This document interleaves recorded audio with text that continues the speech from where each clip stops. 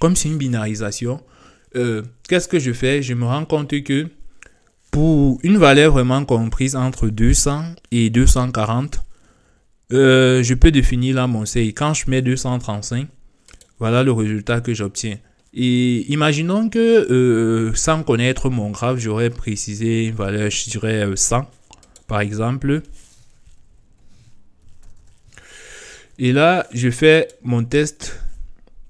Vous voyez que ça ne marche pas. C'est pas beau à voir, c'est pas joli à voir.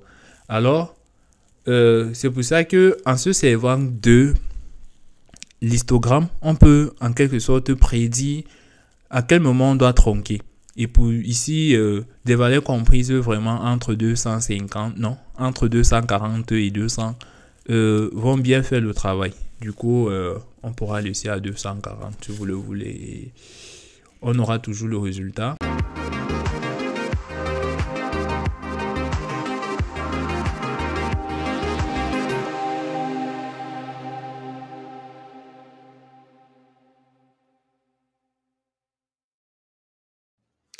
Salut à tous et bienvenue dans ce nouveau tutoriel. Aujourd'hui, nous allons aborder la notion de CH en Computer Vision ou des gens le connaîtront sûrement plus dans la notion de binarisation d'une image. Tout au long de ce tutoriel, nous allons parler de la notion de CH fixe et à quel point il est lié à la notion d'histogramme. Puis, nous allons parler du CH automatique, du CH moyen et enfin, sans toutefois expliquer et entrer dans les détails, nous parlerons aussi d'une autre façon de pouvoir faire un CH d'une image en utilisant un algorithme de clustering, les K-means ou K-moyennes. Alors, c'est quoi un CH? Un CH est une technique de traitement d'image couramment utilisée pour convertir une image en niveau de gris ou en couleur en une image binaire, où chaque pixel est soit classé comme premier plan en blanc par exemple ou arrière-plan en noir. Alors, si nous avons l'histogramme d'une image, le CH est effectué en sélectionnant une valeur de seuil, qui est une valeur d'intensité de pixels, puis en comparant la valeur d'intensité de chaque pixel au seuil. Si la valeur d'intensité d'un pixel est supérieure ou égale à la valeur de ce seuil, il est classé comme premier plan en blanc, comme je l'ai dit. Sinon, il est classé comme arrière-plan en noir ou vice-versa. L'image binaire résultante peut être utilisée pour un traitement ou une analyse ultérieure comme la détection ou la segmentation d'objets. Le CH doit être effectué à l'aide de diverses méthodes et les plus répandues sont celles du CH fixe, du CH adaptatif, du CH d'au-dessous. Il en existe bien d'autres. Le choix de la méthode de CH et de la valeur de seuil dépend des caractéristiques de l'image et de l'application qu'on veut en faire. Alors, le CH fixe, on va se baser du niveau du gris de l'image et définir un seuil en fonction de sa répartition. Et là, vous aurez l'algorithme qu'on utilise pour pouvoir faire ce différent seuil. Alors, c'est la méthode la plus simple dans laquelle une valeur de seuil fixe est utilisée pour convertir une image à niveau de gris en une image en binaire. Si l'intensité d'un pixel est supérieure à la valeur de seuil, il est réglé sur 255. Sinon, il est réglé sur 0. Assez simple. Alors, nous avons le CH moyen. Dans cette méthode, la valeur de seuil est calculée comme la moyenne des intensités des pixels. Et là, voici la formule que j'ai mis là. Ensuite, nous avons le CH adaptatif ou le CH automatique qui est celui d'au-dessous. Il s'agit d'une méthode de CH global qui tente de trouver la valeur de seuil optimale et qui minimise la variance entre les deux classes de pixels, avant-plan et arrière-plan. Donc là, il va essayer de trouver automatiquement son seuil et il pourra avoir à faire des erreurs, mais son but, ça sera vraiment de minimiser l'écart entre le seuil qui aurait dû être choisi et ce que lui, il a trouvé. Et du coup, voici un peu la formule qui est utilisée et dont je vous ai présenté là. D'accord. Une fois que cette notion est abordée, on pourra aussi préciser d'autres notions comme le CH triangulaire et le CH d'erreur minimum dont on ne va pas faire l'application dans ce tutoriel. Il est aussi important avant de parler d'application, la notion des différentes options qui seront utilisées dans OpenCV, le framework que nous allons utiliser pour des cas applicatifs. Nous allons parler de la binarisation inverse, binary inverse, c'est-à-dire inverser le premier plan entre noir et le blanc. Nous allons parler du to zero qui fait toujours pareil. Et nous allons parler aussi du to zero inf. En fonction de ce qu'on voudra plus mettre en noir ou en blanc, on choisira ces différentes options. Une fois ceci dit, nous allons passer à la partie application.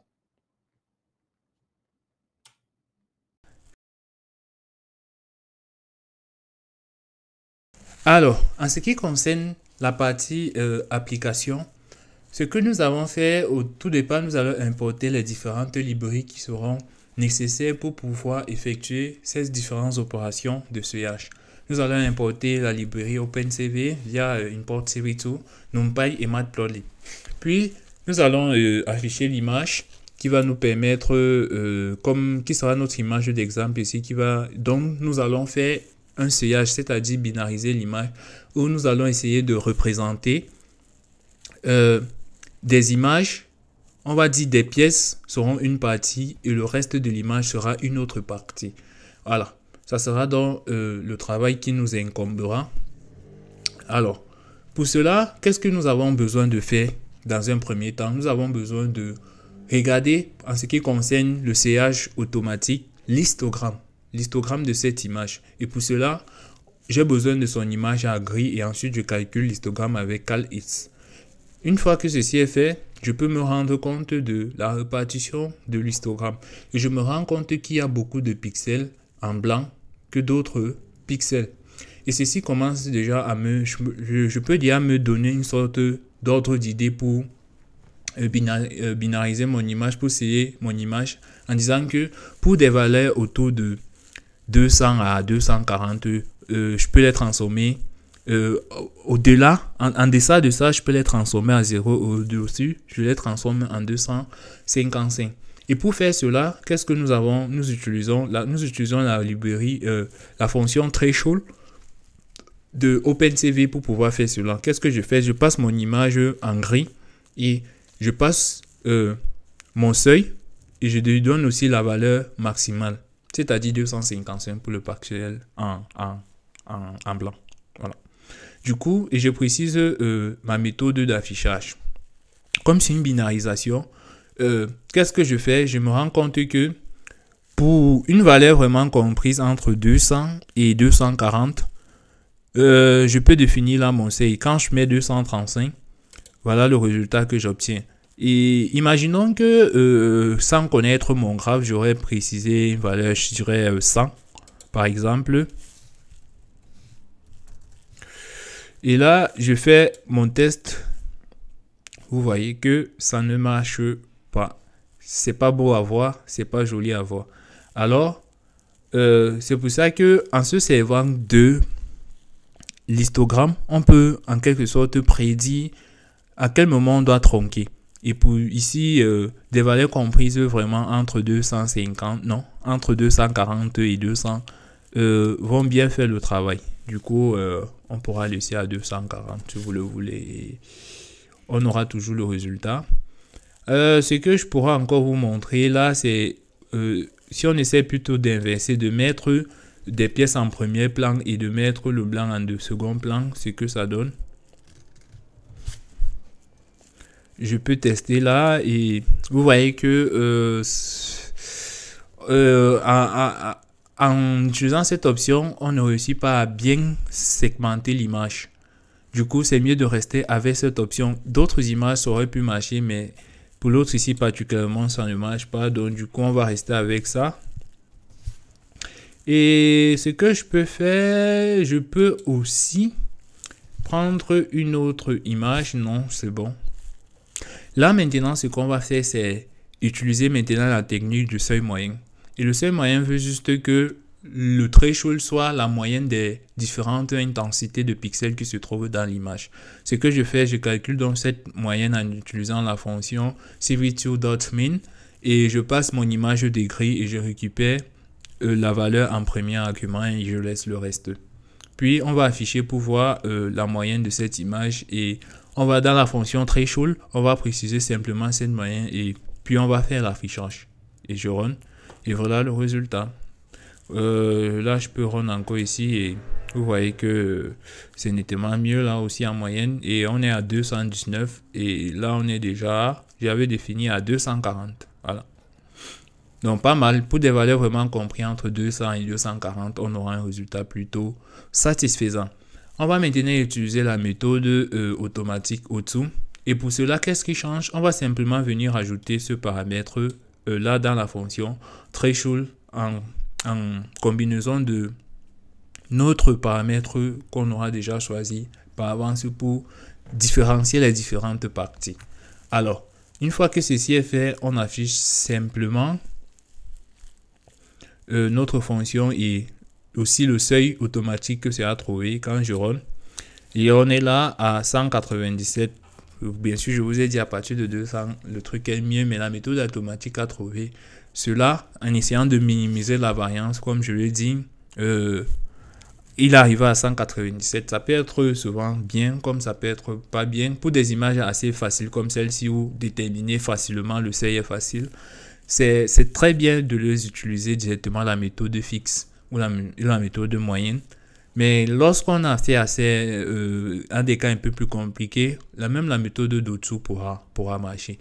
Et en bonus, on peut une sorte d'image, une sorte d'ouverture d'esprit. On peut faire de la détection de contours. Et là, qu'est-ce qu'on fait? On prend notre image en gris, on applique un algorithme de détection de contours, Canny Edge Detection. Je vous en parlerai dans un prochain tutoriel de cette méthode. Ensuite, qu'est-ce qu'on va faire? On va juste appliquer les contours ou bien alors les bordures qu'on a trouvés dans cette image et on ne précise même pas de seuil. Et voilà l'image, et voilà le résultat. Vous voyez, c'est une sorte d'ouverture d'esprit si vous voulez essayer de faire quelque chose dans ce sens. Alors, et le dernier cas, c'est le CH en utilisant un algorithme de clustering pour un cas particulier de 2. Du coup, qu'est-ce qu'on doit faire? Dans notre image, on va dire que segmente cette image en 2 parties. Et l'algorithme va se charger de le faire. Et on n'a pas besoin d'utiliser scikit-learn, importer tout cela. Il faut savoir que OpenCV a déjà en son sein une fonction k-means qui permet d'effectuer ces différentes opérations. Pour ce tout ce qu'on a fait, c'est de lui passer le critère et ensuite définir, jouer un peu avec un certain nombre de paramètres et ainsi que comment je vais dire ici, c'est de aplatir l'image en quelque sorte parce qu'on ne va pas lui donner l'image en deux dimensions mais plutôt en une dimension. On doit l'aplatir. Ensuite, ce qu'on fait, c'est tout simplement de récupérer les labels et là, on va essayer de faire une opération de bitwise, c'est-à-dire de scinder en 2 parties. Là, je précise k égale 2 pour dire qu'il y aura 2 parties et les régions vont être réunies autour de ces 2 parties-là. Et c'est les pixels vont être réunis autour de ces 2 parties-là. Et c'est ce qu'il me fait, il me donne comme résultat. Voilà. Et du coup, on obtient ça. Vous voyez, le résultat est aussi très bien, très bien par rapport au CH automatique. Et par contre, les autres sont plutôt mieux que celui du k-means. Du coup, vous avez vu là des différentes méthodes. Laissez-moi, dites-moi en commentaire celle qui vous semble le plus logique, le plus facile. Mais il a noté que honnêtement, ça dépend de la complexité de l'image. Ici, on avait une image un peu plus simple où déterminer le seuil était un peu plus facile. Mais sinon, il y a des cas où, comme je l'ai dit, Canny au-dessous, la méthode automatique pourra marcher ou bien la segmentation en utilisant un algorithme de clustering comme le k-means ou alors un CH fixe pourra facilement nous donner 2 résultats. Du coup, avant de terminer cette vidéo, je pourrais simplement changer l'image et on pourra visualiser ce qui se passe. On a maintenant cette image. On va essayer de plotter son histogramme. Son histogramme, il est aussi assez simple. On se rend compte que là, si je trompe à 240, je peux facilement segmenter mon image. Et c'est ce que je vais faire. Là, on a une bonne segmentation. Et je peux me permettre d'aller à 250. Non, je préfère rester à 240 ou 245. Vous voyez qu'on a bien une bonne binarisation de l'image. En utilisant le CH5, on se rend compte que là, la moyenne est à 221. Et là, la binarisation, voici ce qu'elle a réussi à faire. On peut quand même différencier les pièces de monnaie et le fond tout en blanc. Ensuite, si on applique la méthode d'au-dessous, alors, vous voyez que par exemple, on réussit à mettre en avant les pièces et le fond blanc reste aussi derrière. Et la détection de contours, voyons ce que ça donne. Là, vous voyez qu'on a bien les différents contours des pièces, aussi minimes soient-ils, on réussit à les visualiser. Et si on applique le K-Means, c'était sur une pièce. Là, je vais préciser euro. Et on va voir ce que ça donne.